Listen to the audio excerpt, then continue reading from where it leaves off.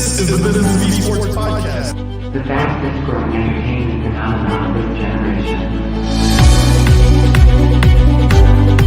I, Prophet of Esports, joined today by my friend and co-host William Collis. Yeah, we got the Book of Esports out. It's a big deal. So everyone knows me as the Prophet and William as the Professor.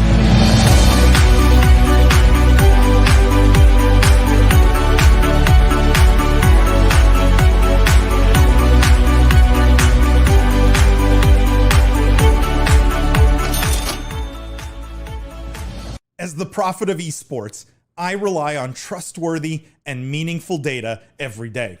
Data from our research partner, YouGov, offers the most complete view of esports fans and gamers in the world, providing context to who they are, what they think, the brands they buy, and things they do.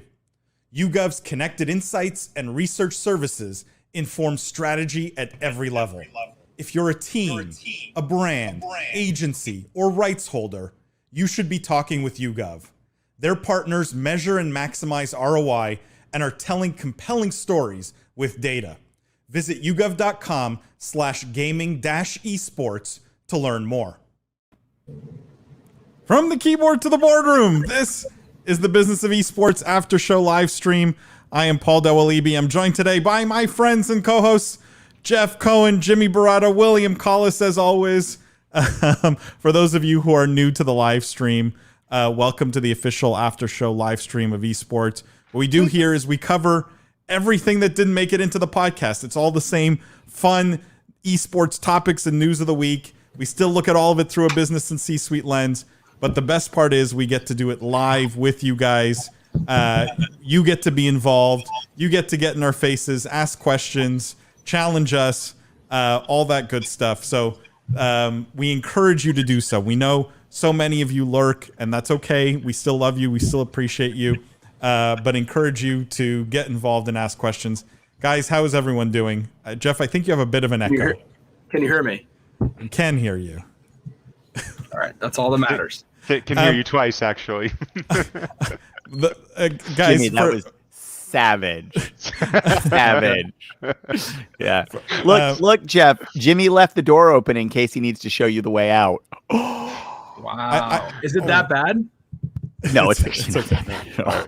I just saw an opportunity to make a great joke. I'm pretty sure Jimmy left the door open because he's waiting for an appearance from Jeff's been anxiously awaiting appearance of Jimmy's Bulldogs. So this is the I got him right here. Oh my God. What's his name? I see yours behind me too. This is Kerwin. Oh my God, he's so cute.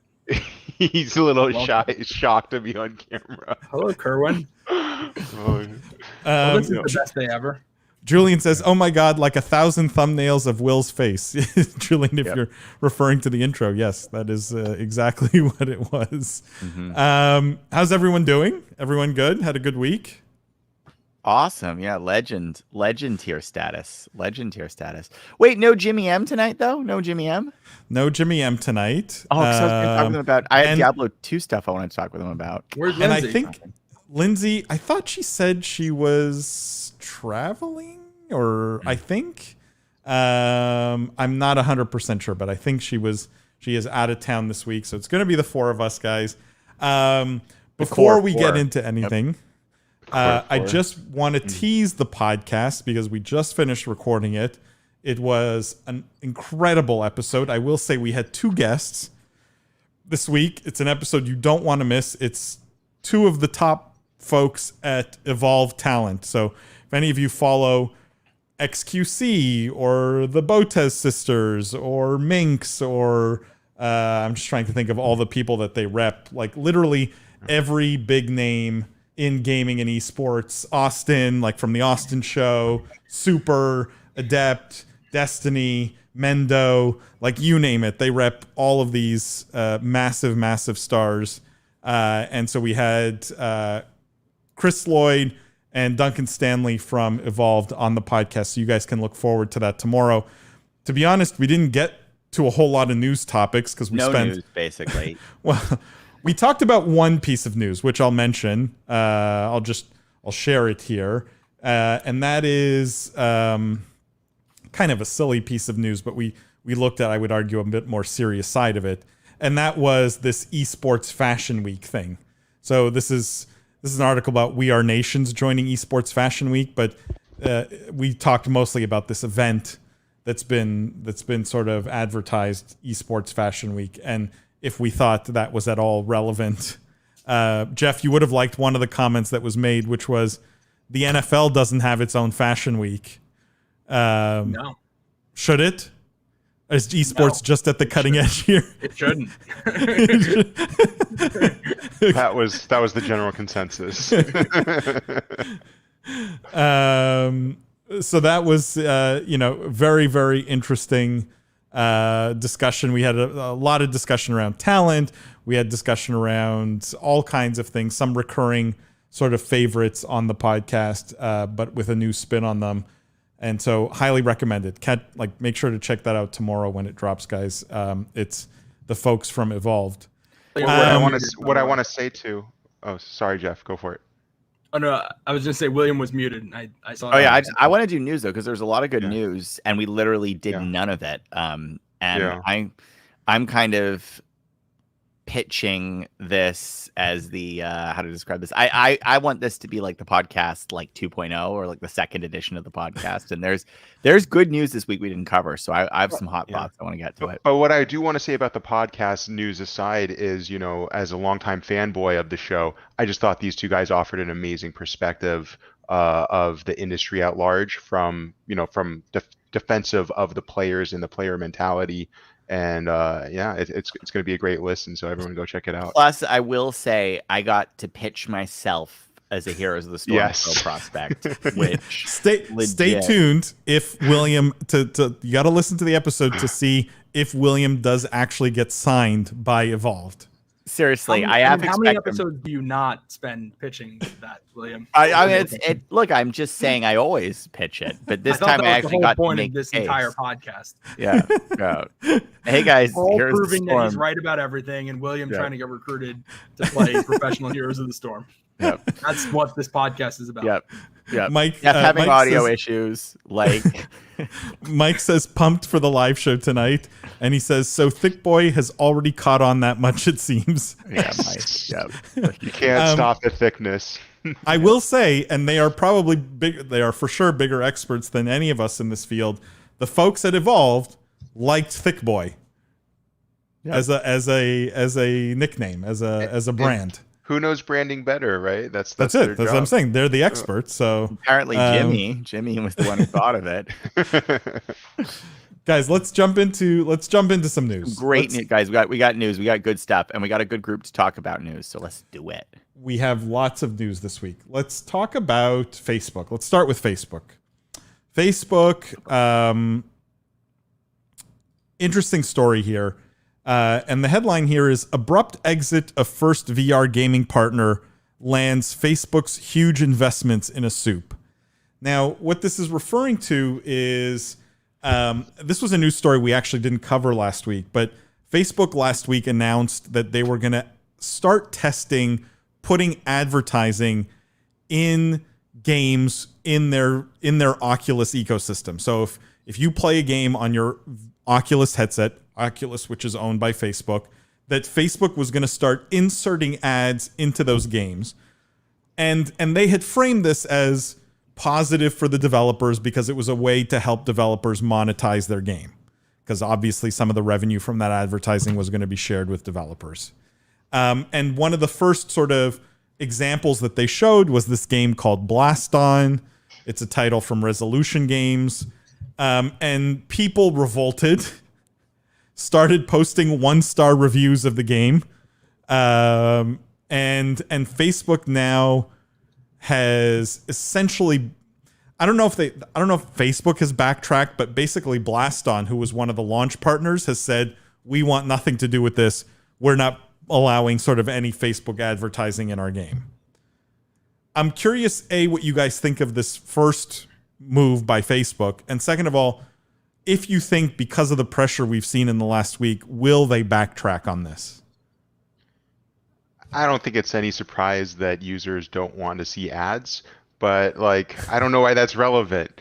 If I'm Facebook, I would just say shove it down their throats, buy Facebook Premium, if you want to avoid the ad experience. And like this is where we're headed. This is going to be the norm now. So I love it. I think I did a lot of work with developers that were looking at clever ways to integrate ads more into their video games. We've seen a lot of meaningful activations in the past as well, which perhaps they were done tactfully or something where it was better received. But if I'm Facebook here, I don't think I let that sway me. I think you lean into it, and again, I'm typically I typically defend the user experience here, but it's just such a natural thing to do, right? You're walking around, you're driving around Fortnite, and there's a actual billboard of a company instead of like a digital Fortnite slurp juice or something. So I personally want to see more ads in video games. And we spoke last week about the high retention rate that ads had on Twitch, didn't we? That was a YouGov statistic that we pulled. It was very impressive. And so, listen, if you want these sponsors to get involved here in a bigger way, if you want esports to go mainstream, there's got to be give and take. So I'm going to just make a bullish argument. How does Facebook actually do it, though, if you get this kind of backlash, Jimmy, right? Like, because Blaston, I would argue, the game here is kind of a victim, right? They're definitely the victim. And it's sad because they're the guinea pig. And I think that if they didn't know that they were going to be victimized, or if they were going to receive that they were probably improperly counseled or poorly prepared for this.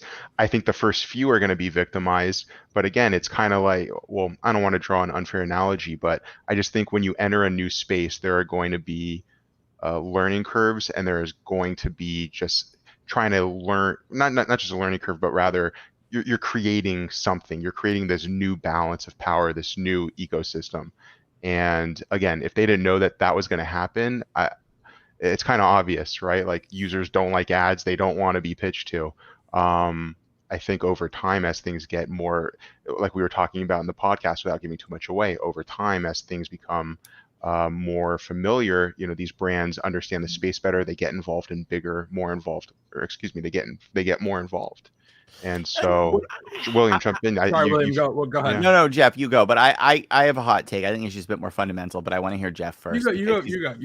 You sure?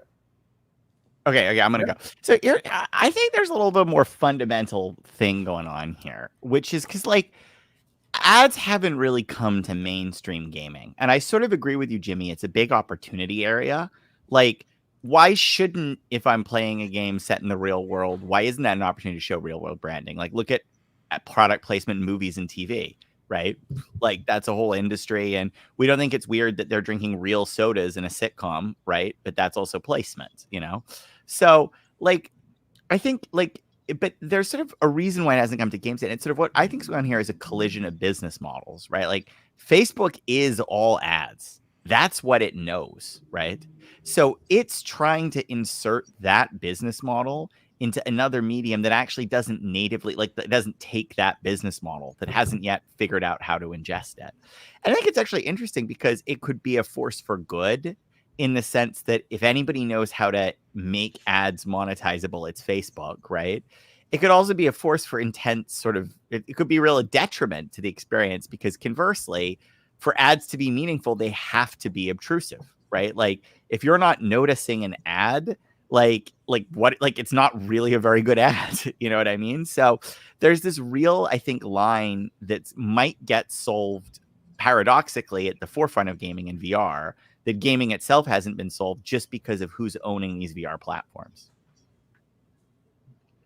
Jeff, you were gonna. I think you guys both made good points. I mean, the interesting thing to me is that it feels like this story was wildly predictable, in the sense of, it was wildly predictable that when Facebook bought Oculus back in, I think, 2014, they were eventually going to put like, that's how Facebook monetizes. Like, this was going to happen eventually.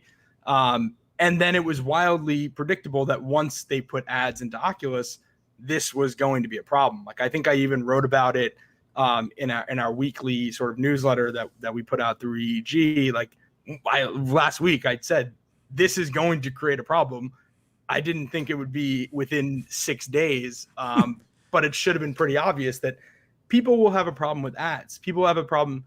It's funny. People, actually, when you dig into the data, like with free-to-play mobile games, people actually don't have that much of a problem with ads. They think they have a problem with ads. But the reason why it works in free-to-play mobile games is because the games are free, right? So you give people either targeted ads or rewarded ads. And some of them, when you dig down to the core of it, they actually don't mind it, because rather than spend money, they use advertising to get currency. And it's a good way to put advertising into games. The difference with free-to-play mobile games is that they are free to play. When you're buying I don't know, I forget how much an Oculus costs, and then you're buying a game, the last thing you want is an advertisement in that, when you are getting nothing for it and you are spending all this money to be part of the ecosystem. Which leads me to believe that I think the most interesting part of this story is not that they put ads in, because we knew that would happen eventually. It's not that people got pissed that they put ads in, because we kind of knew that that would be the case. It's more of a why. Why did Facebook choose to do this now? Like, Oculus is and we know that Facebook has these massive grand plans for Oculus and for VR. You know, Mark Zuckerberg has been pretty open talking about how he thinks VR is the next mobile. Like, it's the next big platform. You know, you had the internet, then you had the mobile revolution, VR, AR, that's the next revolution. If you believe that, and you're a company as big as Facebook and as profitable as Facebook, why choose to harm the user funnel and the user experience by putting ads in when you're so early in that, you know, life cycle or of the ecosystem? Like, why do that now? And that's what, as an investor, is like, makes me interested. That's a great reason why.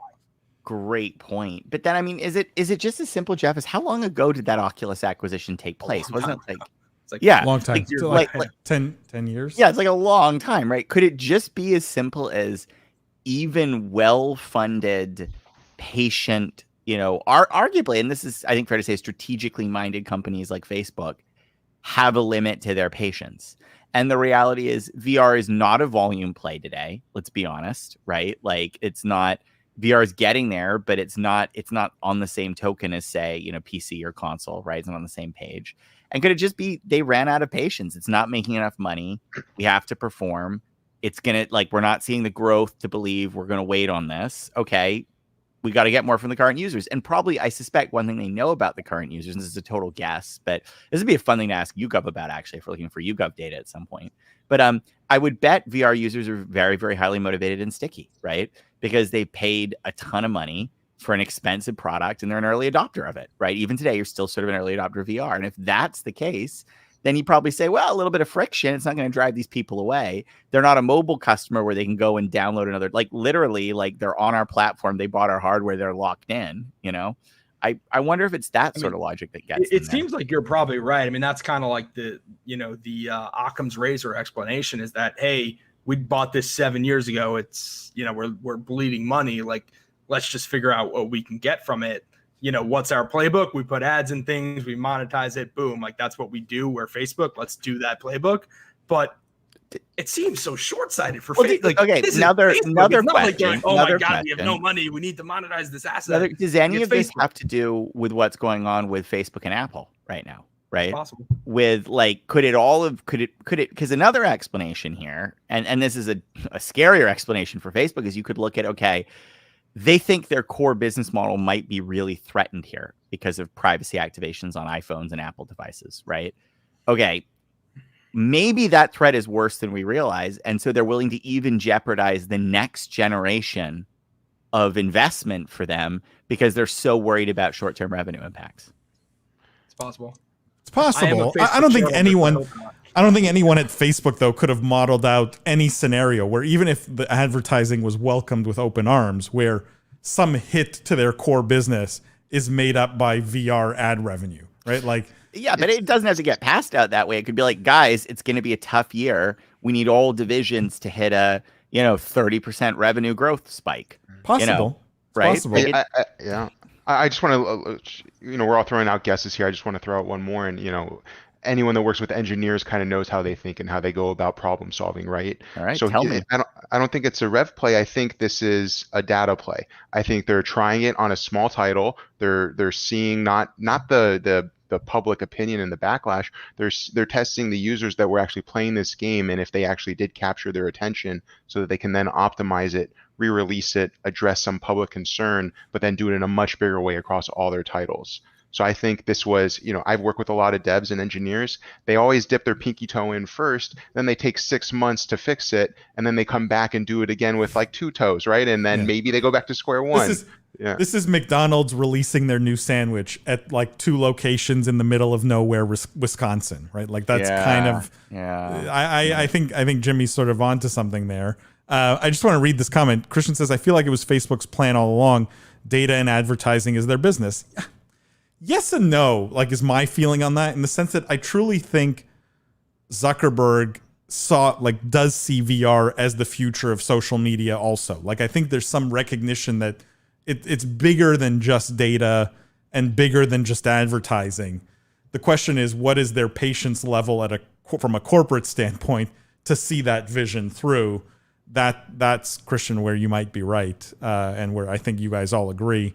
I just want to mention, Jeff, you mentioned the newsletter where you commented on this. I'll just link to where people can sign up for it. It's an EEG newsletter called the Esports Push. It's separate from the Business of Esports newsletter, which you guys should sign up to. It comes out daily. You can sign up directly through our website, but go check out the Esports Push as well. Can I just offer one solution on this, guys? Because I think someone has solved this problem already. Sure, solve it for us. And that's Amazon. Amazon has already solved this problem. And William, I think you framed the problem really, really eloquently, which was it's 2 business models colliding, right? And Amazon solved this, I think, in a very simple and creative way. If you go buy, I don't have one like on my desk at the moment, but I have one somewhere. Like if you go buy their tablet, right, their Fire tablet, there are 2 options when you go and pick the size tablet you want. There's the one with ads and the one without ads. So the one without ads costs like $150, and the one with ads costs like, I don't even remember, $125. So you save a bit of money, but what Amazon gets to do if you buy the with ads one is they get to push advertising to the lock screen and the sleep screen and the whole bit. So when you're not using it, it's showing you an ad. Why not do the same with Oculus? Here's your $400 no ad model, and here's your $365 with ad model. Yeah, I mean, you're sort of right. Like, and Amazon's a good company to hold up as an example here, because I think they're like the best in the business right now, right? So generally, if Amazon's doing it and you can do it too, it's probably not that bad of an idea. The difference is, I think, there's something that feels a little bit more fundamental here for me, because my suspicion is Amazon is doing an ad model as a way to access lower price points.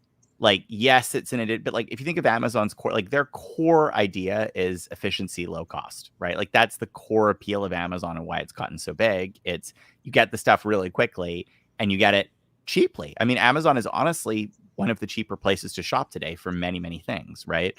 I mean, there are cheaper places to go, but they've eliminated so much cost from the system. And that goes all the way back to, I think, the original insight of Amazon being a bookseller. And this idea being there's all this wasted fixed cost in book scores that we can eliminate, right? So I think they're doing that because they want e-readers to be more accessibly priced. I don't think that's really what's going on, though, here, because I like on the Facebook side, because I think Facebook genuinely needs ads for their business structure to work.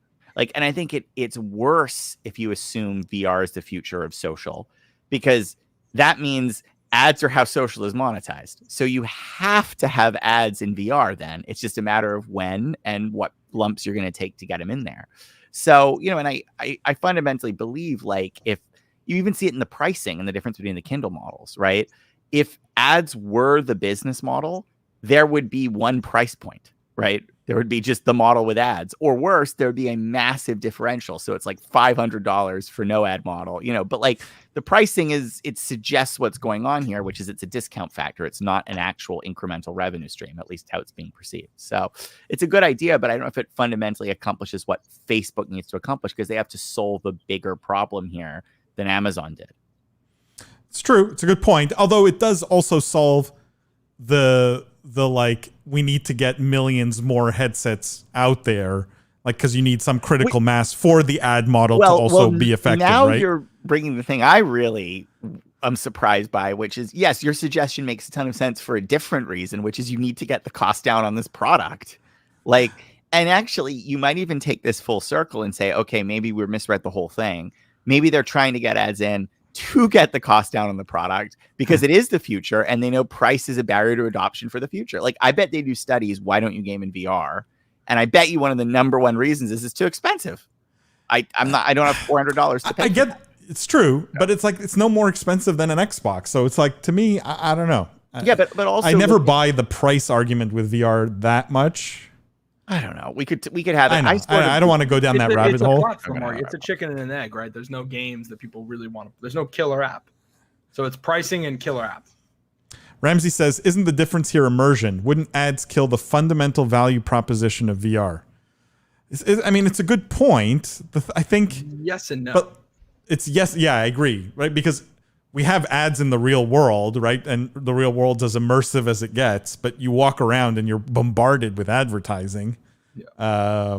Also, like, you still have loading screens in VR. So there's ways to do it where it's like, it's quote unquote killing the immersion, but it's like, you're not in the immersion yet. Like, the loading screen when you load in can still have an ad. Or it could kill the immersion though, right? It could. But not if you haven't gotten into the game. It's like you're either going to be but meaning there are scenarios where you put ads that would kill the immersion. Oh, absolutely. Yeah, no, Randy's not wrong. Randy's not wrong. Yeah, if in the middle of the game, it was like, here's a 30-second break for like your sponsor. Like, you know, yeah, and you're like fighting like a wild orc, and then it's like, pause. Like, Coca-Cola, have you heard of it? Like, here's Coke would really help right now. Like, but he is sort of right that, like, I don't think how to say this. Like when I put on a VR headset, it feels a little like going underwater. Does anyone else think that like there's just a level of like wrap of your senses that you do get pulled deeper in, and like that's actually one of the reasons why. Sometimes I don't like that's actually one of the reasons why sometimes I don't like VR is like I literally don't really know what's happening around me. You know what I mean? Like I feel like I'm too cut off. Period. Like when I'm doing the podcast, I feel the same way. That's why I don't wear headphones. That's right. You just so in the zone. You just go in there. You bring in the juice. But like, so it is an interesting point that like, you know, it's definitely true that the more immersive the medium, the more breaking that immersion is painful. Right. Like it's just like it is true that maybe ads in VR have a more fundamental problem, which is like you picked a highly immersive medium to inject a painful, you know, like out of body experience into. So that brings me to just, I know Paul probably wants to move us on. I want to leave us with, or not leave us, but I want to just address that with 2 points. One is I think someone decided ads are going in VR, they're going to be in VR. It's a matter of, to William's point, how do you do that in a way that's well received and that doesn't break the immersion? 2, which I want to draw our attention to outside of VR, is looking at NBA 2K and other sports-based games on like Xbox and console. 2K, when your players are tired, there's a Gatorade logo next to them that lets you know that they need a rest, right? When you're playing on the court, there are Adidas banners, and in FIFA too, Adidas, whatever banners around the pitch that you can see, like just like if you're at a stadium, traditional brands.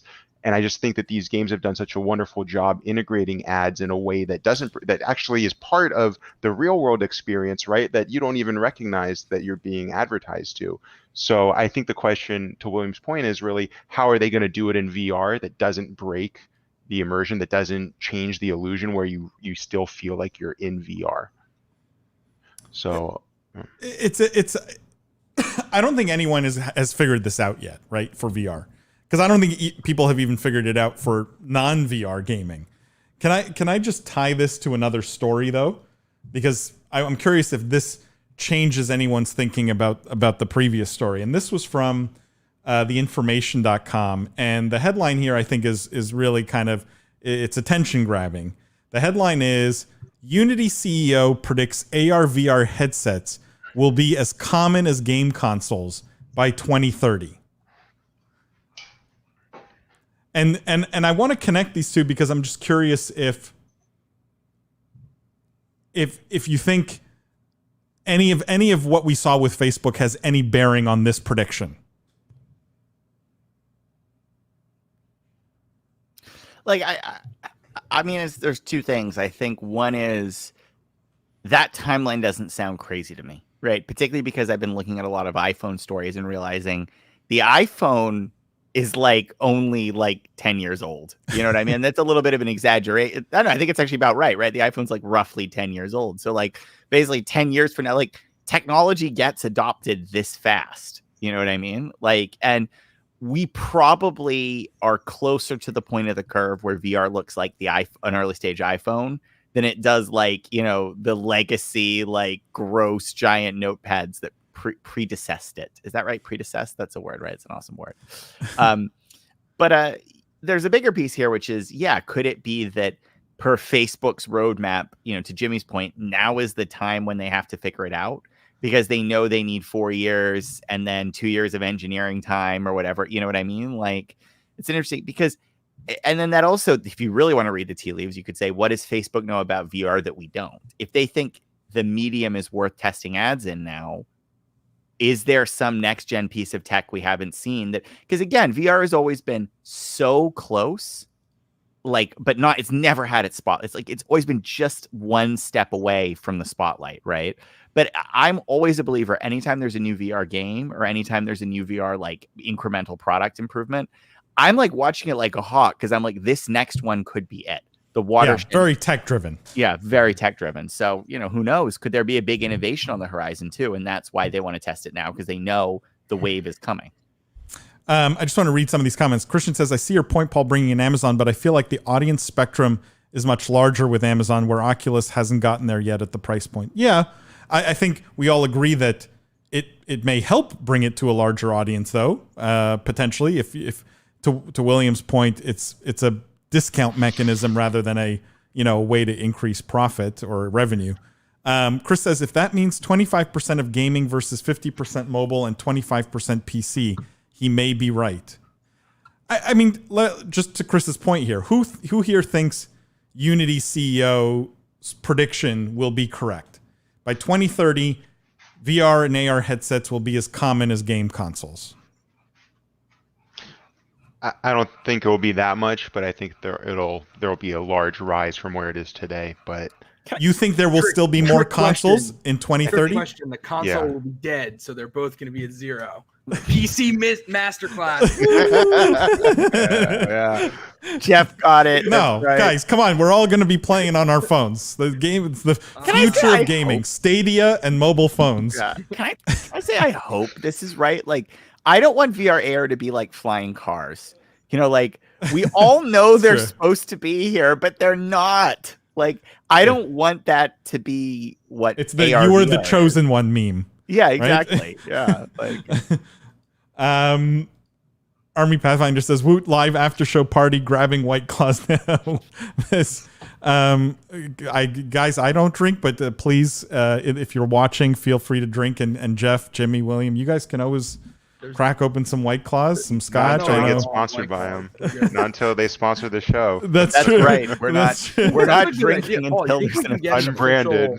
You think we can get an official liquor sponsor? Talk to Jimmy. I mean, responsibly, of course, but it would be fun. I'm on it. Jimmy, I want something really high end, you know? Like, I mean, what do you prefer, right? Like, I want to hear from chat too, what they want to see us drinking. Yeah, like, what would be the best Truly's a big brand. Sponsor for Business of Esports? We need to know. I like Bud Light Lime. I'm gonna go there. You know, like that. I'm cool. Bud Light is huge into esports, right? Yep, Budweiser. Lime is good. They have a whole team focused on it. They're also a business, so it fits. Business and esports. Like this is. I see the pitch now, Jimmy. This is good stuff. Jimmy, screenshot it. Guys, let's move on. Let's talk about something else here. Let's talk about. This is another deep story, I think. So let's start with the deep stuff, and then I promise I've got some fun stuff coming.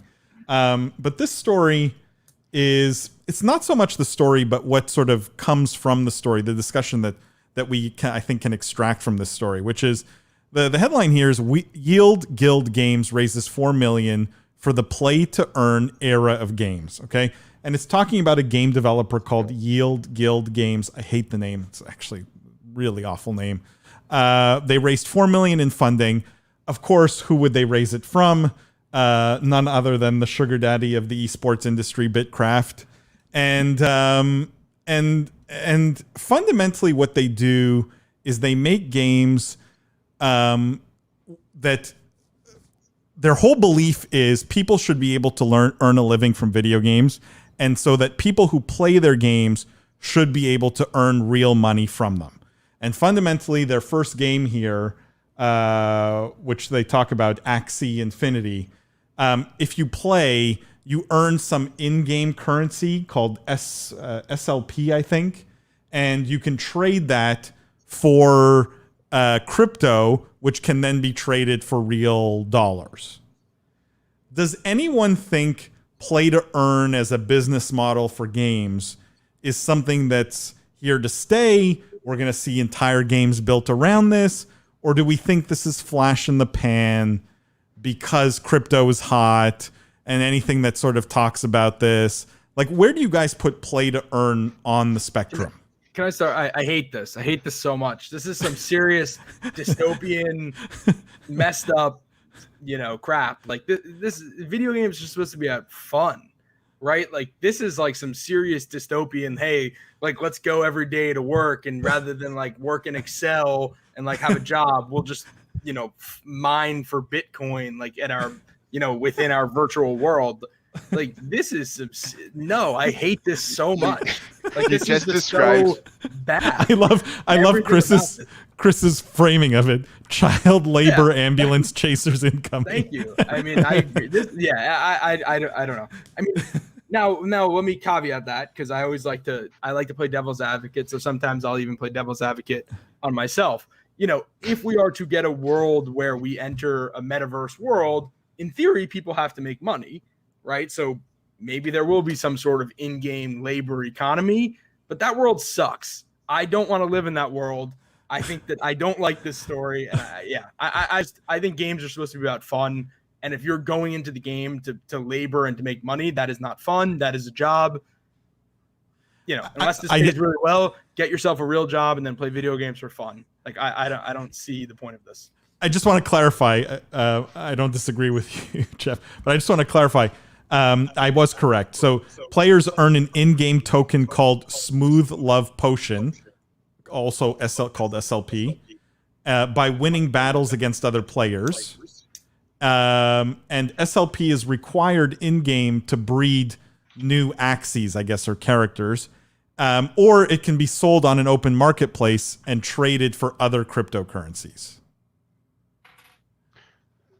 So when I was running a clan and had the time to play video games a lot, and whenever I was consulting for developers and other companies, whenever I would show their product to other kids, the number one question they would ask is, how do I make money using this product? How do I make money using this app? How do I expand my brand? How do I grow my gaming audience? But always, always, always, how do I make money using this or doing this? So, I mean, Jeff describing this world with like these like children's sweatshops, mining and video games. That sounds awesome to me, and it sounds like what these kids want. I'm the exact opposite. I think it's incredibly entertaining. I think all these kids are hustlers. Like, you don't know how hard Gen Z works. This is a how-to do-it-yourself YouTube, current generation that learns to do things, and they're not going door to door mowing lawns. They're posting on Fiverr. They're trying to get in the door anyway and just earn a buck. So if they're going to do that gaming, then I would have done that, right, if I was that age. So I'm all for it. Pathfinder says, agreed, the name is awful. It's like World of Warcraft gold mining or the auction house. I was going to say that's, this is not that different, right? Like you farm gold in WoW and then sell it for real dollars. I guess, so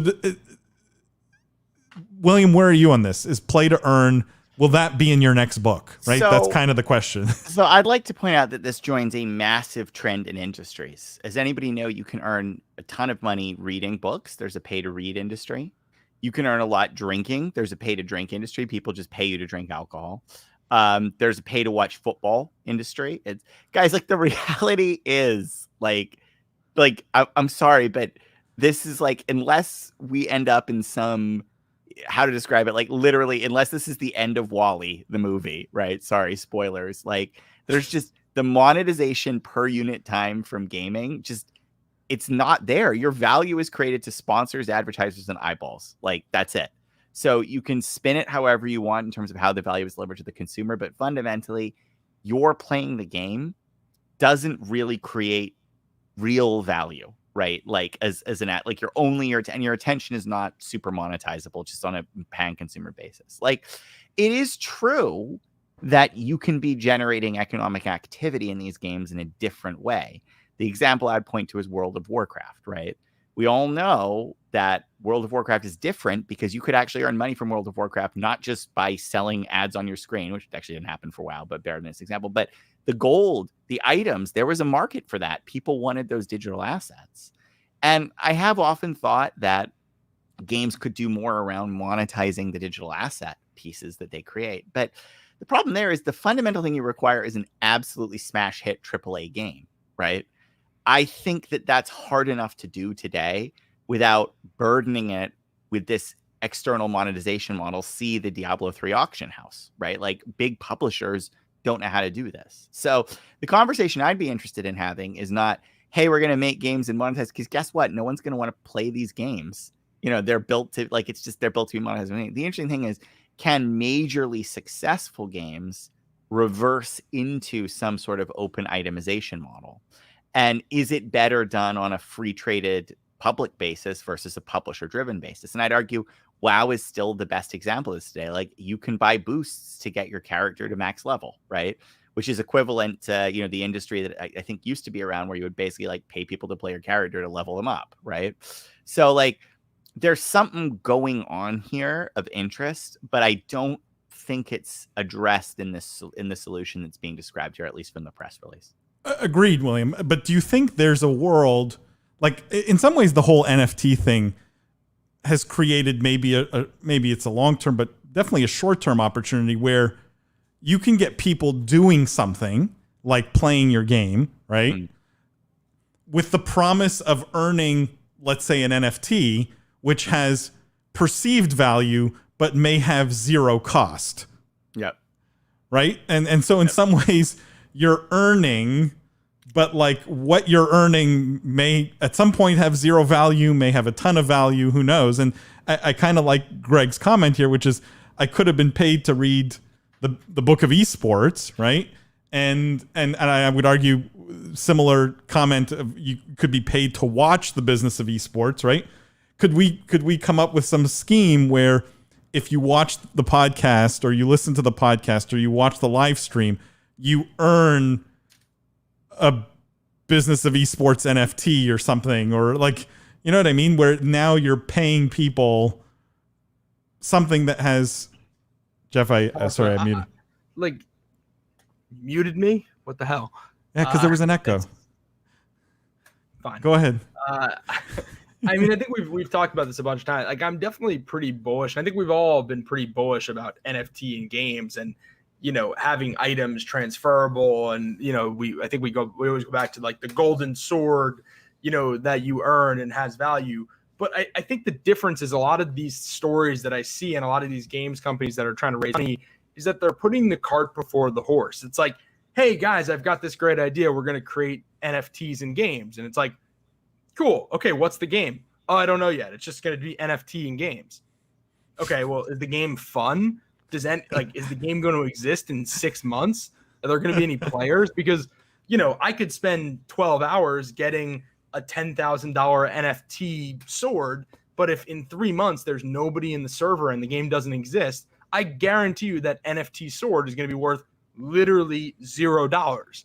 You know, while if World of Warcraft did this, or a game that actually has longevity and staying power, you know, implemented these kinds of NFT principles and sort of created an economy around that, I would be bullish on that. But just creating an NFT for the sake of creating an NFT and then wrapping a game around it, it's effectively like creating a social casino. Yeah. You know, you're creating a mobile game, but at the end of the day, it's just a casino, and you've wrapped a pretty bells and whistles and created a mobile game around it, but it's literally just a loot box and a casino. It's a slot machine. But don't you agree that for a game developer right now, the NFT may be the perfect hook? Because you can give something away that has perceived value but has zero cost or close to zero cost? Sure, but how is that different than them selling microtransactions? Just like theoretically, it's more of a Ponzi scheme and that it could be worth something. Like it's no different. Like this model has been around forever. It's like, hey, buy this loot box where you have the potential to win a golden sword that's worth nothing, or buy the golden sword that is worth $10,000, but it's actually not worth anything. I don't know. To me, it's two sides of the same coin. The more interesting question is the economic question here, which is the greater revenue deriver for the publishers? Is it the publisher directly selling to the market themselves, right? Which is sort of how we've solved it today, right? Like that's sort of like, is the publisher selling direct themselves? In which case, this market won't ever exist because it's better for the publishers. Or is it truly a player-driven economy like we saw in WoW, right? Where the publisher concedes some control because the overall activity and play in the game itself. And the really interesting thing to me, and this is a little bit sad, but like we lost subscription as a revenue model for games, right? Like we lost, like subscription really doesn't exist. I mean, it sort of does with like battle passes now and stuff, but like, it's like we sort of lost what WoW was doing. But subscription was really interesting from the perspective of it was one of the purest aligning factors for the publisher to say, as long as this game is fun to play month to month, we both win, right? Like subscription is a very good model for aligning player and publisher incentives. It's a good point. I don't know why that went away because WoW was such a success, but maybe that's just WoW. Because you make more on micro. I mean, I know why it went away. Micro is probably the benefit, because the benefit is micro is the subscription that you don't see and you overspend on. Yeah. But I mean, the perfect micro model, also look, use to answer your incentives question, a little bit, unlike to subscription. answer your question, the perfect model is the Roblox model, where you don't sell anything, you don't create anything, you just take a take rate on the currency in the game. That's platform. Every VC's favorite word. So platform. There's a reason why user-generated content, platform, and Roblox, those three words together are worth 40 billion when Take-Two is worth 15. It's a great model.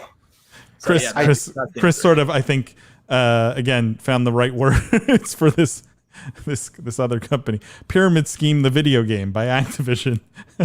I can't wait to play that. I missed though, Chris, I can't wait for the Pyramid Scheme remastered.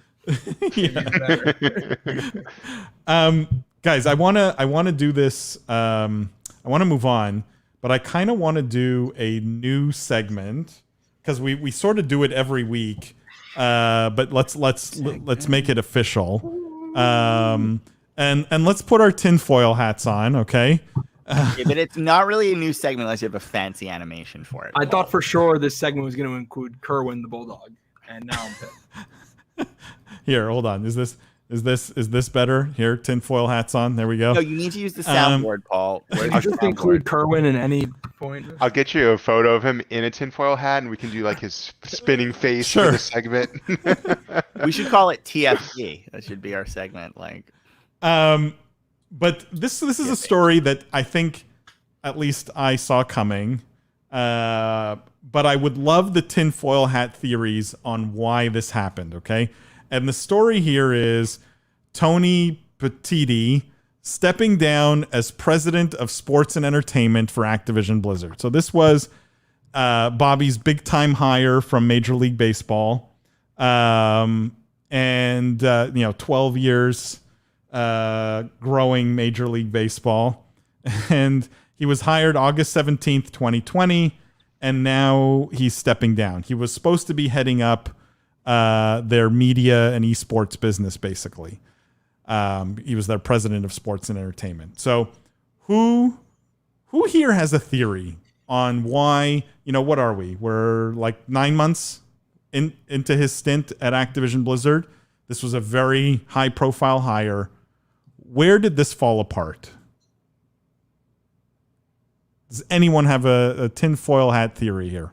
Paul, you introduced this segment. Can you do your tinfoil hat first? I think we're all a bit intimidated by you're like so eager. No, I'm not. Like, does anyone have a theory? Yeah. Anyone? I don't. I'm really curious. I actually don't. I really am curious what. I would have never hired him in the first place, so I'm struggle with the theory on this one. That's kind of the point here. Yeah, I don't know how I'll things give are. my theory. He Jeff, came go in for with it. all these great ideas, and he was going to transform Activision Blizzard Esports. And Activision's just a recalcitrant company, and they couldn't bring in his amazing new theories that were just too revolutionary and would have rocked the boat too much. And so it just was like oil and water, and he was too revolutionary to fit in at Activision. Okay, it's a theory. I like it. So, Just by the way, Christian says you can send me your address. I'll send you tinfoil hats. Then you can turn it into an NFT. Now we're talking. Christian. William, you were going to say something. I want Jimmy to go. Jimmy. I appreciate it, William. Thank you. And, I don't really know how things are done at this high of a level, behind the scenes. I would imagine there's a lot of discussion before any new initiative is launched. There's a lot of data collected and research to decide on whether or not that's what they're going to do. It seems like 9 months perhaps is too short for anything that Tony Petitti would have done to have come to fruition by now. So I do actually. I know it's a joke, but like the oil and water thing, it sounds more perhaps like it was a clash of personalities, or it was just a bad, bad behavioral fit where, he got the job because maybe in a one-on-one environment or in a friendly environment with Bobby Kotick, there was something there, but then in the workplace environment, it didn't come across as well. Guys, I want to make this less about the person because I'm sure he's obviously very accomplished and smart and a good guy, but it's mentioned in this article, and it's sort of mentioned so quickly that you can gloss over it. But I think I was deadly curious when I read this, what this actually means. But it says in the article that, and this is from their official statement, Activision Blizzard and Tony Petitti, president of Sports and Entertainment, have parted ways. In connection with Tony's departure, we may invest in a venture which is unrelated to esports, but cannot share details at this time. I did catch. I remember reading that and actually being like, "What does that mean? What are they investing in?" I mean, maybe he's starting a business. Maybe it has something to do with sports. It's got to be gaming related, right? I bet it's media related. If I had to guess, I mean, obviously we're now wildly speculating. Before we. That's why it's the tinfoil hat segment. Now I'm wildly speculating, but it's fascinating. I mean. The way that's written, you don't throw that in there unless they are obviously investing in some business that this guy is either starting or part of, because otherwise, why the hell would you put that in there? Yeah. So obviously that's the case. Now the question is, now we wildly speculate what that business is. I don't know. Maybe it's a new baseball video game, right? There's not that many baseball video games out there. Maybe Activision's investing in a new studio that's building baseball video games. But maybe it's a media business. Right? Maybe it's sports betting. I don't know. It's kind of the hot topic these days. It's not esports, right? He said it's not it's esports. Unrelated to esports. So it probably is gaming because it's Activision. So I would assume it's gaming. But it's not esports, so I don't know. It's got to be a game or a media property, but that would sort of be esports. It's interesting. It definitely makes this less of like a cut and dry, hey, we hired this guy, it didn't work, and more of like a, maybe this guy came and has some good idea, and now he's starting a company, and we're going to hear more about it. Not to encourage further tinfoil hatting, but isn't the replacement the chief revenue officer? Am I right? Did I also read that? Brandon. Correct. Yeah. Correct. That's super interesting, though, that you put your revenue officer over your esports division. What does that say about Activision Blizzard's confidence in esports moving forward? Because you could read that as extremely positive. Actually, I would read it as extremely positive. You read that as positive. Maybe I would read that. You could read that as negative too, right? Like, hey, this property's really struggling. We need our chief revenue officer to go in there and actually generate some revenue. I mean, whatever, but I think it's not important enough to put in direct line with the COO or the CFO, but or Bobby. But hey, you could have this guy who's like, Brandon Snow, a couple of rungs down, like he'll be in charge of it. Like it won't be Daniel or, Dennis or anyone. Like, we'll put this Let me guy. just read these comments, guys. Ramsey says acquisition down the line. Well, they're investing in this thing is what they're saying, which is also weird for a public company to just, I feel, throw that in there, right? Like we may invest in a venture, but cannot share details at this time. It's very interesting. It's awfully vague for a very large public company to put out something like that in the press release too. Yeah. It's like important enough to be mentioned, right? It almost wants to read as like he's going away for a reason. We'll tell you more. You know what I mean? Like it's also like they didn't really need to put out a press release on this period. Like the guy, like, he wasn't like that senior that like they really needed to put something out here. Oh, Yoshi has an interesting theory. Weird alternative form of golden parachute.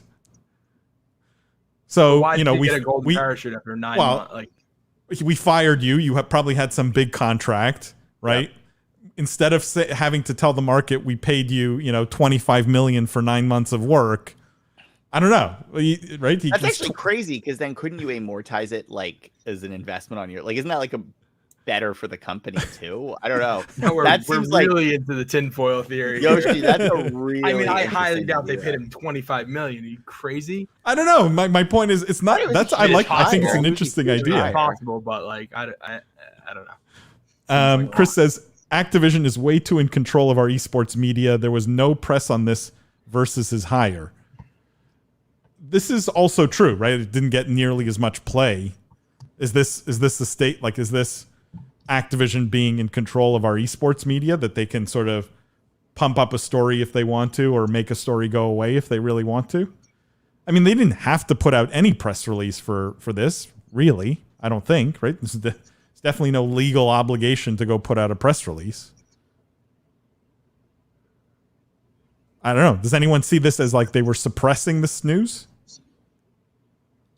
I mean, Chris, this is definitely a situation that they suppressed more obviously, which was the Adderall situation. That went away so fast.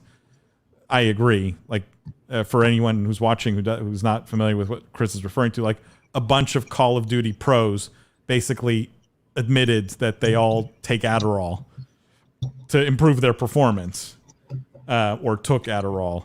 And that seemed to have been shut down pretty quickly. They made that go away quite effectively, but that could just be a good PR department also, right? Like, I don't know if it was anything purposely nefarious. Look at how the Hugh story was shut down. I don't know if that's the same as the Adderall one, Chris. I don't know that specifically. No other tinfoil hats theories here before we move on. I mean, what's your theory, Paul? I don't know if we ever got that. I honestly didn't have one. Like, I was kind of excited to hear what you guys thought. Again, I never believed that he should have been hired in the first place. It always felt like a mismatch. I just think, I think the simplest theory is probably the one that goes on here. Like, what has been the turnover with Activision Blizzard executives, and especially in and around esports? Like, how many commissioners have they gone through, head of esports? Like, we're talking like 3, 4, 5 of them by now, right? At least, of these sort of top hires that have What's turned. Interesting is that they made Joanna the president. She's in charge of all of Call of Duty now, which is interesting. Remember, she got hired from the NFL to be the commissioner of the Call of Duty League. Then they got rid of, I forget his name, from the Overwatch League. Was it Nate, or maybe it was the guy after Nate? Yeah. I think it was actually. But Nate there was someone quit. after Nate. Nate quit, and then it was the guy, I forget his name. He left or got put to a different part of the company, and they put Joanna in charge, because I remember you guys covered it extensively on the podcast. They put her in charge of both leagues, which, like, at the time, the thought was, well, that seems like a lot of responsibility for one person who's just getting into the gaming space, who's not that familiar with this brand or this business. Turns out she must have either done a really good job or is very good at playing the internal politics, because she's now in charge of the entire Call of Duty franchise. To be fair, for someone who's never been in gaming, the franchise leagues have not done well. So like there's an absolute measure of performance there that's not good. But I think in general, the leadership on the esports side at Activision Blizzard has been confused. The messaging is confusing. The strategy's probably not clear. And my guess, a guy like Tony went in assuming he was going to be able to make changes or push things in a way that he wanted, and probably walked into a bigger mess than he thought might otherwise have been there, and just wanted no part of it. Would be my guess if I had to give my tinfoil hat theory. I just think there's so much turnover there that the problem must be on the Activision Blizzard side. But don't know. Interesting to see how that pans out. I can't wait to find out what they're investing in. Like, clearly they believe in him. So like I'm really curious what this venture is that they're investing in. Let's move on, guys. Let's talk about something a bit lighter here. And this is a story out of China. And the headline here is country's first esports mall targets young consumers. And so the story is about this esports themed shopping complex that just opened. It's targeted at people between the ages of 12 and 30.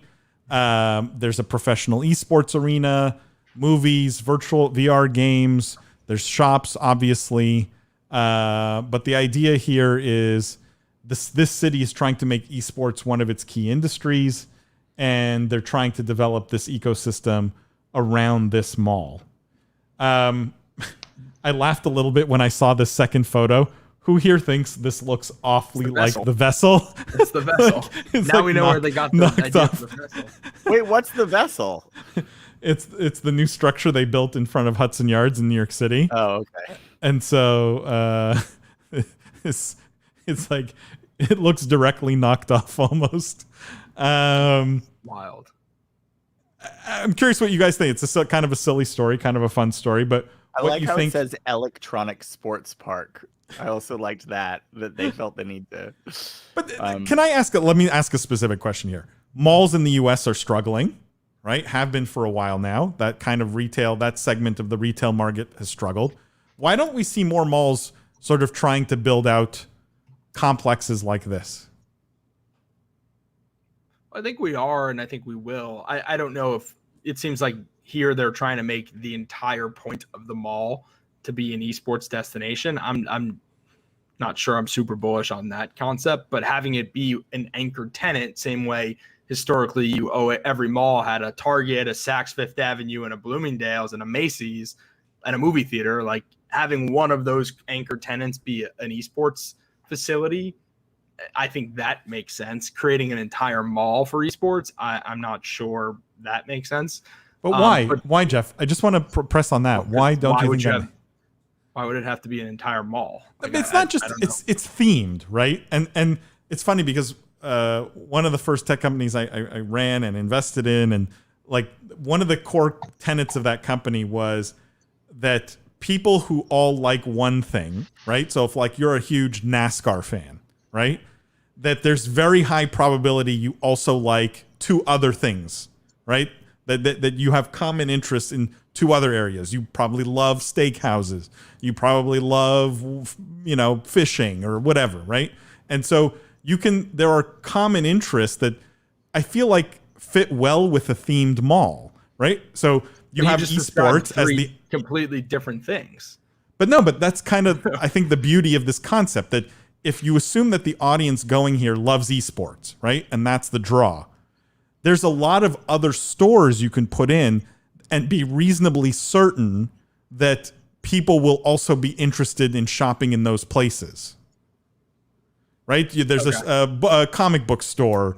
You have a GameStop. You have a whatever, right? You know what I mean? If you're framing it that way, then I agree. I mean, that I wouldn't describe that as an esports mall. That's like esports is one of the anchor tenants, and then it also has a comic book store. Like, but meaning like you wouldn't put an American Eagle. Like, you just don't put an American Eagle because that just isn't one of the, the common tangents or whatever. But like, I always go back to my, like, there's no football mall, right? You know what I mean? Like there's no baseball mall, right? Like I'm not saying I actually think it's interesting. Like there's a lot to like here, right? But like one thing I always like to do is say, like, does it exist in a comparable industry? But I think your point is an interesting one. And I think our industry is a little different. It's a lot deeper. It does fan out more successfully to many different places. My other question was almost a YouGov question, which is like, is the Chinese market just so fundamentally different? Because we see so many of these mega developments coming out of China, right? Whereas like it's a big deal to get a stadium in Toronto, right?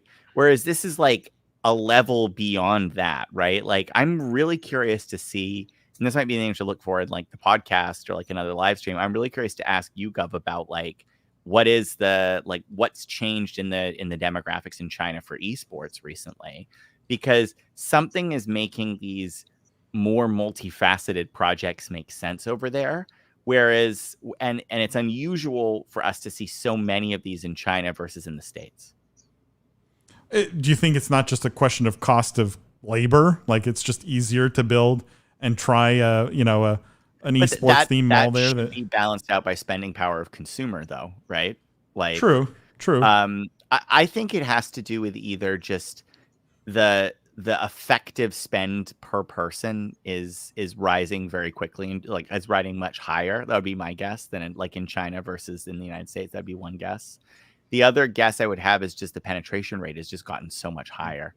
But it's just weird because again, like usually these marquee developments, like you expect them to be relatively shared globally, right? Like it's unusual to see, like, I'm not saying like everyone should be in the United States. Like you should see them popping up in lots of different demographically comparable countries. To see them all in China says something interesting has happened in China recently. I want to add to this. I think we're harping a lot on the word mall, right? Because we look at things like, not directly comparable, but things like the fashion district, the jewelry district, just these concentrated areas of similar businesses, right? That tailor to that individual that's going there for that one theme, that one purpose, or that one interest. And then obviously here building out the infrastructure to support it. So I do think that it's just a natural next step if you have the funding or the financing. And then part two is, especially with China, you really see them A/B testing their society as a whole, right? They have these zones where they're like testing capitalism, right? And it's super successful. I love how they approach that because all this is dispensable, like we're just going to try what works here and test it and see if we could replicate the success. And so why not do that in esports too? I don't know. Wade asked the most important question: will there be GameStops in these malls? Wade, they have plenty of cash now to open them in these malls if they really wanted to. So potentially. Angela says, football mall. It's not the worst idea, right? There's a reason why malls have failed. It's because it's not that great of an experience.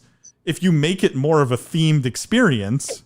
And you could kind of argue there are football malls. It's the stadiums and what crops up around the stadiums, all the developments there, right? You could argue you do have that. It just has to look a little different because the centerpiece needs to be a massive stadium, so it's spread differently. I don't know. Maybe I'm wrong, actually. Maybe you do see that. And what we're talking about isn't some crazy new concept. I mean, experiential retail has been like the massive trend in retail for like a decade. So I don't think what we're saying is like crazy revolutionary. It's like kind of where things are heading. It's just slow and steady gets there. Chris says there will be as many gaming PCs in China as the population of the US in 5 years. Well, there you go. I mean, that's why it makes sense. I'm surprised that's not already the case. I mean, again, as with most of Asia, like it's a lot of mobile first. Also, just not PC penetration is higher cost, right? And you just don't see as much of it. I mean, it's a lot, but meaning I believe that just, 5 years. I meant just because the numbers of people in China are just like insane. We do that in esports. It just sounded funny when William said it. Yeah, the football mall. What you're describing is the Hall of Fame Village in Canton, Ohio. That exists. There you go. Or Cooperstown for baseball. But where's the lacrosse mall, Jeff? Where's the lacrosse Hall of Fame in Baltimore, Maryland? Is it in Baltimore? It is. Are you in the lacrosse Hall of Fame, Jeff? Not yet. I've been snubbed so far. Okay. Yeah. They have a little exhibit that I heard they were building one, but They should. yeah. Just waiting for me to. I haven't officially retired yet, so I think once I do that, I can still come. I'm holding out hope. I'm gonna. Yeah, you can always go back. You always pick up what do you call it? The stick. You can always pick up the stick. Yeah, exactly. Okay. The stick. Angela says, I like esports as a draw center. Yeah, I do too. Like, when I saw this, I just think it's so massively just underappreciated in the US. Like, well, I don't know why no one's doing this in a much smarter way here. There's so much not free, but meaning available mall space that is not doing well, that the malls are desperate. Like, you would think like a group like Simon's that have invested in esports and things like groups like that own malls would at least test something, right? Would try and build some kind of experience around gaming and esports that brings in, just merchants who sell in and around the industry. I would love to see it. I think it would do very, very well. I think it would. Chris says, we got a lacrosse team in Vegas now. Will they have more paying fans than esports? Don't know. Good question. Probably yes. Called Lax, guys. Let's start calling it by its real name. They've got some serious money behind them. I know that. And Wade says there's an esports arena that opened up in Austin that has me wondering if small esports venues could be the next corporate event team experience type thing, like the new escape room type thing. Wade, I actually totally agree with that. I think most definitely. And I also think that's going to empower like a lot of people who want to be gaming entrepreneurs. Like and I think I've said this on the podcast before, I think there's a massive opportunity to go after that much smaller space, maybe only like 10 stations, and you're a local entrepreneur. You do birthday parties and bar mitzvahs and soccer, after soccer outings and, small corporate events. Like you engage the local community in a way that larger centers, land centers, may struggle with more. But I do think that's coming. It's an interesting thought, guys. Before we move on, just a quick. We have a YouGov segment this week, which I'm totally excited about. Kind of been asking for it. Let's go. And just like the quick word. For those of you who don't know, the Business of Esports live stream is supported by YouGov. They're a leading international research firm. They supply the best data on gamers, games, and esports fans around the world. Definitely, because they show Business of Esports so much love, definitely go check them out. They have a bunch of like free data, free reports on esports and gaming. It's at yougov.com/gaming-esports, and I put the link in all of the chats. But they sent me, actually, what's interesting about what I got from YouGov this week, maybe, I don't know how many of you know, but Riot is actually a customer of YouGov. So like Riot relies on YouGov for data. And a good friend of Business of Esports, Matt Archambault, who's been on the podcast twice now, who works at Riot, has been working with YouGov to build data points around comparing LCS fans, so League of Legends fans, to traditional sports fans across like a number of what they call impactful data points. Okay, so this is Riot, who's and by the way, this is a sneak peek at this data set. YouGov hasn't even publicly announced this yet. It's going to be on their socials coming in the next few weeks. But we're getting a little sneak peek here, and it's really cool because it's Riot working, in conjunction with YouGov here to build out these data sets. So let me just bring one up here. I have two slides here which I want to bring up, and the first here talks about comparing esports fans to traditional sports fans. Okay, and the first let me just. The legend here is LCS, NBA, NFL. Okay, so the purple is LCS fans, the blue is NBA fans, and the red is NFL fans. I'm sorry if you are colorblind, Jimmy. I don't know what colors these show up as to you. But This works. I'm good. The big one, the medium one, and the small one. But the first data point here was percentage of people, like percentage more likely than the general population, to notice brands who sponsor league events. So they're looking at how many, like what percentage of the population what percentage is more likely than the general population to notice brands who sponsor league events. Okay. So in other words, if you're a brand and you sponsor league events, obviously 100% of LCS fans are more likely than the general population to notice those brands, right? If you're watching league events and you're a league fan, you're 100% more likely than the general population to notice those brands. What's interesting is of NBA fans, 57% are more likely to notice brands who sponsor league events, but NFL only 28%. So in other words, a basketball fan is twice as more likely than the general population to notice a brand who sponsors League of Legends. In other words, there's a much more direct correlation between NBA fans and LCS fans than NFL fans and LCS fans, which I think, I don't know if you guys have a theory on why that is, but LCS fans are 37% more likely than the general population to engage with ads that are tailored to them. And if you look on the other end of the spectrum, NFL fans only 7% more likely than the general population. In other words, esports fans much more likely to engage with ads that are tailored to them.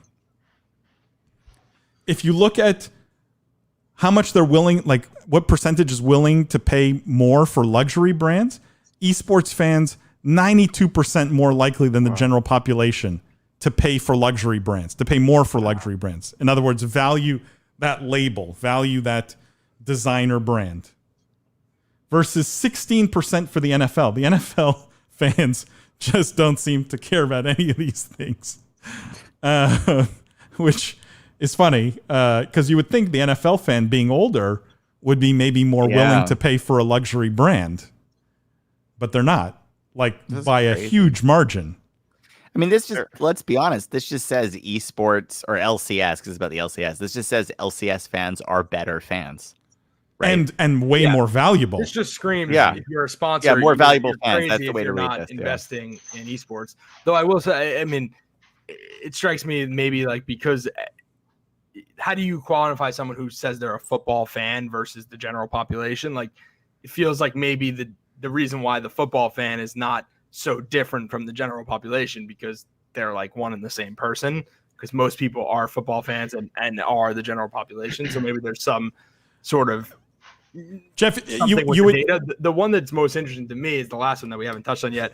Yeah, it's because it's very not what I would think. I mean, maybe it's something about League of Legends fans. I know they've done a lot of luxury brand, product sponsorship, but like you're telling me they're 83% more likely esports fans are, League of Legends fans are to think they're more fashionable. Like that's a narrative violation if I've heard one. Like, gamers are not geeks in the basement. No, but this is like, I think the myth of the esports fan, and particularly for competitive esports. Like, I truly think competitive esports fans like have more in common, and this is, I'm trying to say this nicely, have more in common with like the stereotypical jock from an 80s movie.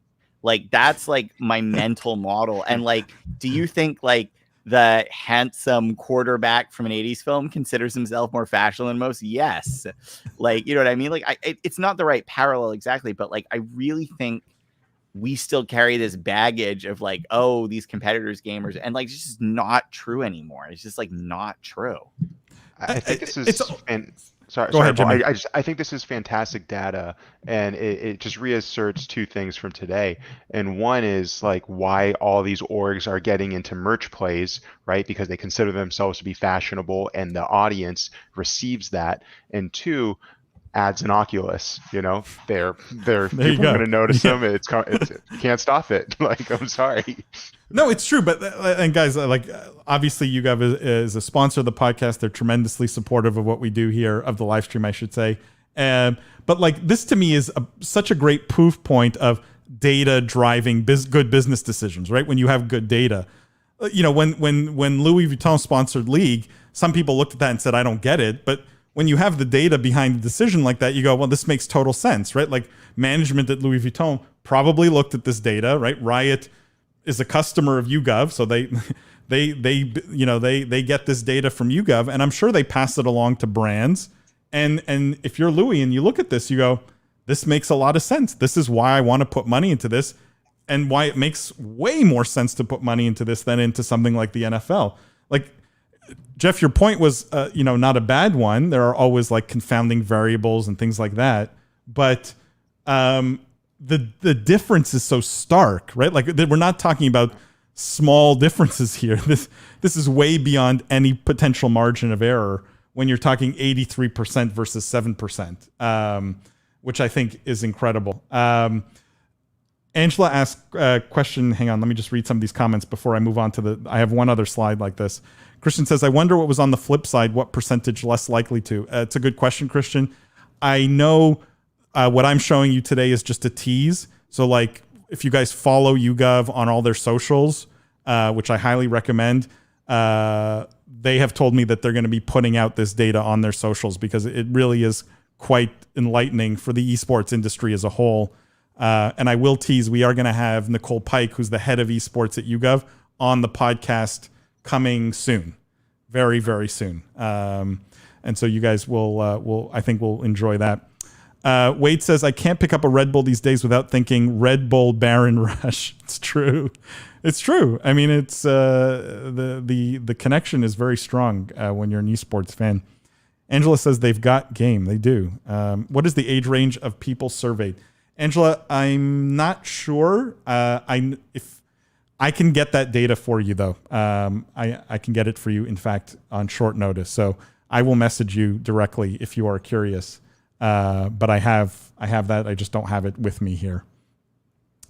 Let's look at the next slide, guys. The next slide is, again, this is all percentage more likely to shop every day than the general population.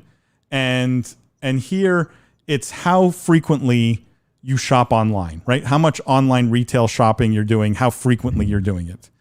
And if you look at an LCS fan, they're 300% more likely to shop every day online. That's crazy. Than also, the general they could have made a population. bigger deal of that. They needed an axis break in there or something, guys. Like, I gotta critique the graphic design because that is monstrous. Like, that is a monstrous differential. What's interesting is you like an NFL or an NBA fan is still more likely to shop online, to shop every day online than the general population. But it's like it's not even close in terms of how much online retail shopping they're doing and how frequently they're doing it. Ramsey says, there's your stat for the esports mall. But does that prove there should be an esports mall or not? Because it's online. It's true. It's all online. Twitter usage. An LCS fan is 89% more likely than the general population to use Twitter, compared to only 10%, for example, for an NFL fan. So much less engaged on Twitter. This is an interesting one. Clearly, we know we probably don't have a lot of NFL fans listening to the podcast because NFL fans are minus 1% more likely than they're less likely than the general population to listen to a podcast. Whereas LCS fan is 50% more likely than the general population to have listened to a podcast in the last week. So we should be targeting LCS fans for the Business of Esports podcast is what we should be doing. And then finally, the last one here is streaming services. Who uses a streaming service regularly, like at least weekly? An LCS fan, 95% use a streaming service at least weekly. These are pretty close. I would say these are probably even within margin of error, within some. And so that one's an interesting one because it is quite close.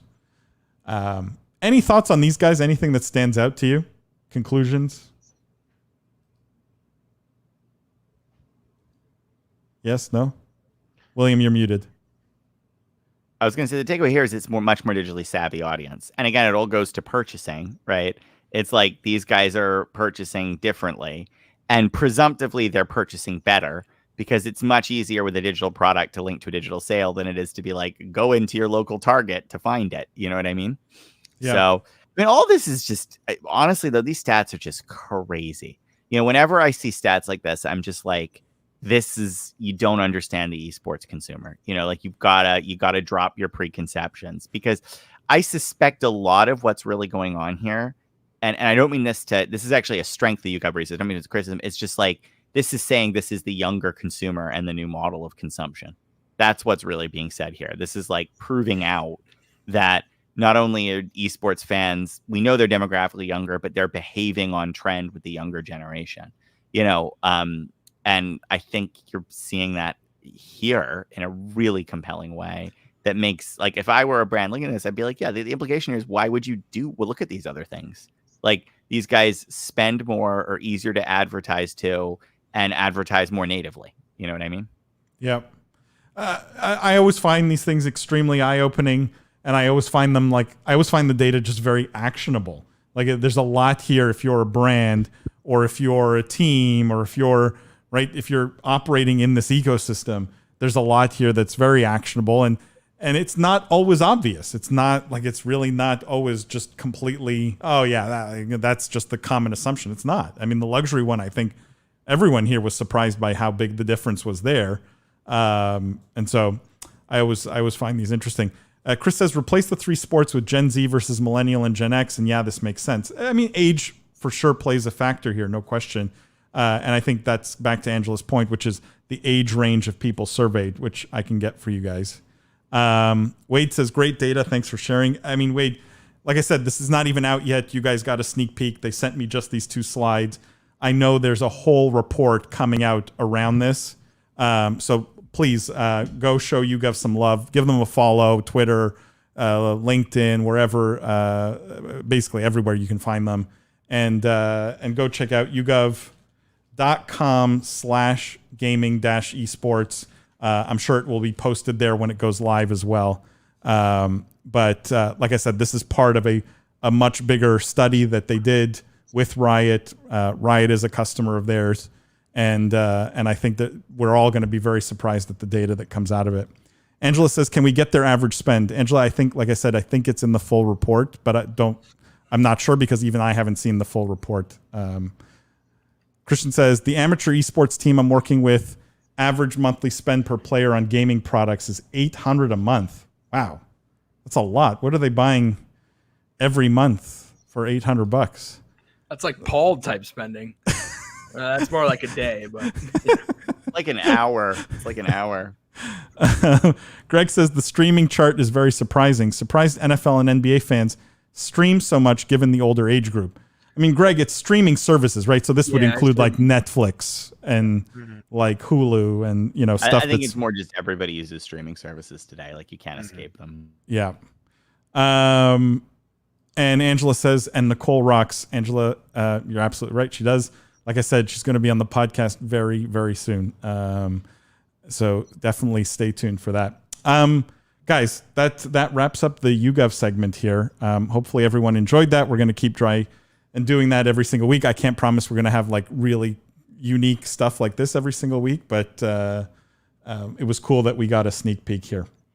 All right, guys, let's do one last story here. What do we want to do? We want to talk about Rivalry going public, Disney doing stuff in video games. What are you guys feeling? EA Mobile. EA Mobile, you want to talk about that? Okay, we can do that. EA, $1.4 billion Playdemic purchase strengthens its mobile strategy. So EA's been on this tear here, but here they've acquired Golf Clash creator Playdemic from Warner Media for $1.4 billion in cash. So they get this free-to-play golf game on mobile. Has 80 million downloads over the last 4 years. They supposedly generated $200 million in revenue last year and had a profit of $80 million.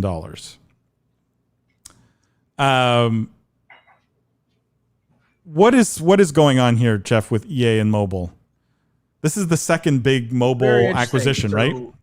Yeah, I think it's actually maybe even the third. The second big one, they also did. So they did Glue Mobile for a couple billion, and now this one they did one other, much smaller. They bought, I think, a baseball game developer from Canada.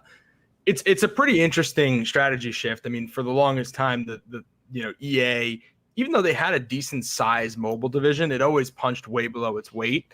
And sort of the industry chatter, or the theory on the industry, was just the executives there, particularly the CEO on down, like just didn't really prioritize mobile. And that obviously is changing. I mean, they've now allocated almost $5 billion in the last 6 months to mobile. That's really significant for a 40 whatever they are billion-dollar company. That's a massive, that's like board level strategic shift, bet the company almost on a platform. Now you could argue, they're doing this 5, maybe even 10 years too late. But it's interesting. So that's the first reason why I think this story is interesting. The second, maybe even bigger picture of why I think the story is interesting is because the person who they're buying it from. So they're buying this asset from Warner Brothers, which obviously was sold from AT&T to Discovery. And we weren't sure what was going to happen with the assets, right? Exactly. It was kind of been a will they, won't they for the last, I think, almost like a year. I remember when I was an analyst writing, a story, there was rumors literally probably about a year, almost exactly a year ago at this time, that they were going to sell off all the video game assets and who would be the best buyer for that. So the fact that now it seems like they're actually going ahead and doing that sale, it kind of makes you wonder, okay, well, if this was the mobile piece of it and really was a small piece of it, who's going to get, the bigger parts of it, like the Warner Brothers actual video interactive studio. And then also I think they have like Rocksteady and Arcane and some other really good assets. So that's the piece that I think is probably more interesting maybe to talk about. Interestingly enough, I think EA was the price right here, Jeff? It's expensive. I mean, what they say, $80 million EBITDA. They paid 7 times revenue. The price is not right. That's a lot, right? Like that's a lot. That's a lot. For basically one IP. I also feel like, unlike games publishers where there are only a few big ones left to acquire, so you might have to pay a premium, I feel like there's always another top mobile publisher. It's true. True, but one at this scale? I mean, 200 million revenue is not like, it's nothing to sneeze at. Maybe in the mobile world it's not massive, but it's not insignificant either. Does anyone think it's because they really needed someone to help with Battlefield Mobile? I don't know if that's a joke or not, but no, I don't know.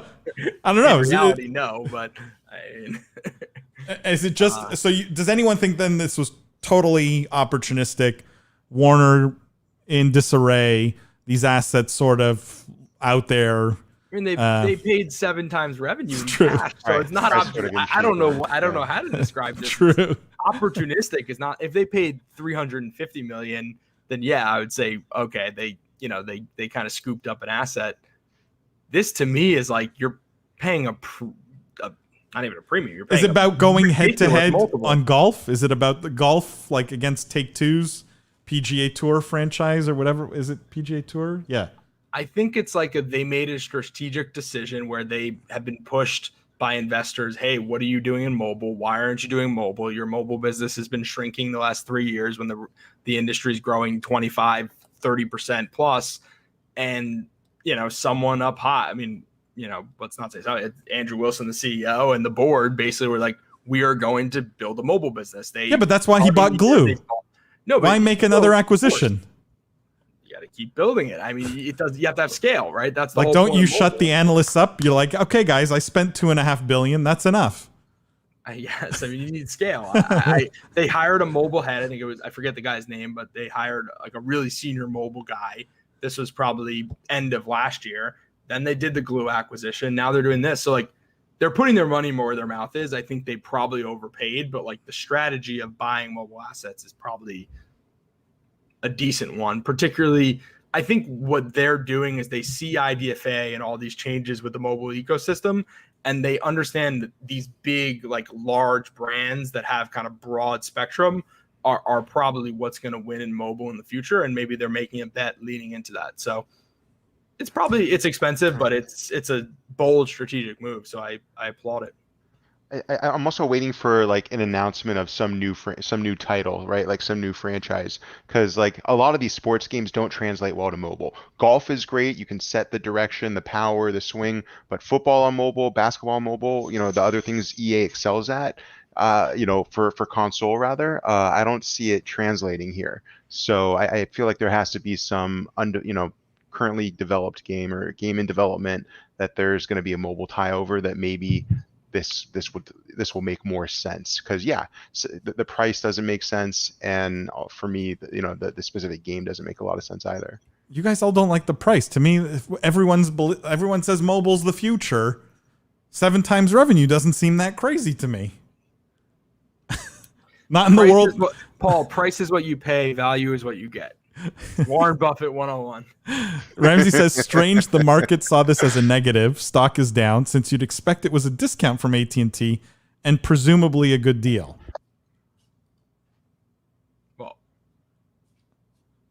Well, I guess if you assume it was a discount. But See? Ramsey agrees with me. This was a good deal. I'm disagreeing with the premise. I mean, I don't know. What's the EBITDA multiple? What's 1.4 billion divided by 80? I mean, you're paying 17 and a half times EBITDA. Like, that's really expensive. So I don't know. I mean, clearly there's some bet on the growth of mobile. I just think what's weird to me is in the context of IDFA, in the context of monetizing mobile probably becoming more difficult, not less difficult. Paying big multiples right now seems, at least, not risky is maybe the wrong word, but seems aggressive. What's that, William? 2 years too late. I mean, it does sort of characterize it as this is something that should have been spent 5 years ago. Maybe, or it's just like we don't know yet how the whole IDFA thing is really going to shake out, right? And so do you pay this multiple 2 years from now? Probably, once it's all sort of been figured out. I just think there's a certain amount of uncertainty around mobile monetization right now that I'm surprised that you're seeing acquisitions happening with that uncertainty. It's just like William's point is absolutely right. Like, they're 5 years too late. I mean, 5 years ago, Activision bought King, I think, for almost $6 billion. But that was, I believe, 5 times EBITDA. This is 7 times revenue. So it's just, I don't know. They have a lot of cash, so Bobby buys right. Give him any credit. Bobby buys right. If I'm an EA shareholder, or sorry, pose the question to everyone else, would you rather them buy this or say, hey, we're going to try to build the next Apex Legends or 2 Apex Legends? Or make sure Battlefield's a really great game. Or that. Yeah, or just make Battlefield. $1.4 billion. You could build a heck of a lot of games for $1.4 billion. That's like 5 studios you could open. That's like almost a Star Wars. Like, how much was a Star Wars? Like, yeah, we need William's Star Wars metric. How many Star Wars is 10? Star Wars. It's a Star Wars. That's what it is. It's a Star Wars here. It's a Star Wars. Wow. Disney can buy right. That would be my takeaway. Disney buys right. Chris says, can they compete with Golden T-Mobile? If not, yikes on that price. I mean, I'm the wrong person to ask. I don't even know Golden T-Mobile. I don't have one game installed on my phone and never will. All right, guys. Any other thoughts on this before we move on? I just want to wrap up here. Let's do a quick, what are we playing this week? Jeff? I didn't play anything. Is the new Madden out yet? I know you're waiting for that. Usually, and it comes out in August. I do know they did the. It's going to be the same as the last Madden. Don't worry. It's going to be great. I can't wait. What sucks is I have to buy it now. Last year I got a free code because I was covering the stock. That was the one. That was the perk. Being an analyst, that's really going to set you back, Jeff. That's a real hardship.